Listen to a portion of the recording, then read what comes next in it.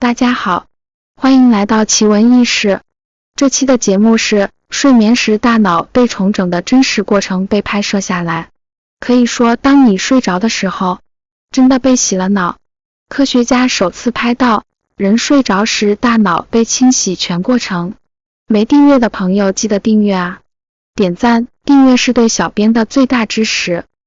我们每个人都深有体会，熬夜之后第二天早晨会感觉昏昏沉沉，明显感觉到大脑没有得到足够的休息，熬夜会变傻，终于有科学依据了。这次波士顿大学的科学家们史无前例地拍下了睡眠时大脑被清洗过程，红色是血液，蓝色是脑脊液。厉害的是，从前没有发现过，血液会周期性的大量流出大脑，每当血液大量流出，脑脊液就趁机发动一波攻击。脑脊液进入之后会清除毒素，比如导致阿尔茨海默病的贝塔淀粉样蛋白，而这样的清洗只有在睡着后才能做到，让人一觉醒来拥有一个清爽的大脑。没睡着的时候，脑脊液并没有充分的机会趁虚而入。另外，研究人员还发现了脑电活动和清洗过程之间的关系，也就是说脑电波指挥了液体运动。这项成果刚刚登上了 Science， 作者兴奋地说，离揭示阿尔茨海默病和睡眠之间的联系又近了一步。而罗切斯特大学的神经科学家 Mekan Nedergaard 则不禁赞叹，这篇论文太棒了，完全想不到有人能够真的证明脑电活动是可以让液体流动起来的。所以多睡一点吧，不要熬夜了，洗脑洗不完，说不定真的会变傻。为何只有睡着才能洗脑？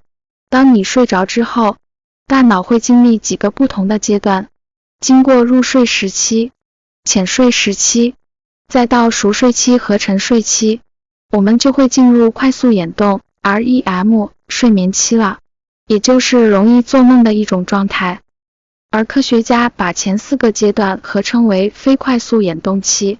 这项新的研究正是专注在非 REM 阶段，这是一个对大脑保留记忆 memory retention 来说非常重要的阶段。其实2013年已经有研究证明了，在小鼠睡眠的过程中，大脑里像贝塔淀粉样蛋白这样的毒素是会被清除的，大脑用的清洁剂叫做脑脊液。问题是，到底怎么清除的？为什么只有睡觉的时候才能清除？科学家们做了个实验，让13个人类戴上脑电帽，在核磁共振 MRI 机器里睡觉，脑电图会显示一个人处在哪个睡眠状态，而 MRI 会测量血氧水平，显示有多少脑脊液流进流出。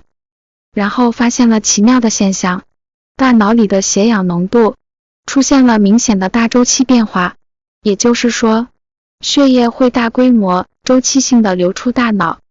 这个时候，脑脊液就会趁机冲进大脑，把留给它的空间都填满。绿色是血液氧合信号，紫色是脑脊液信号。醒来之后，大周期不见了，脑脊液就没办法大量冲进大脑，完成有效的清洗。论文的通讯作者 Laura Lewis 简称刘易斯认为，这是因为睡眠过程中，大脑里的神经元们会开始同步活动，一起开，一起关。之所以有这样的推测，是因为脑电图的数据显示，有神经节律出现后，才发生了血液和脑脊液的流转。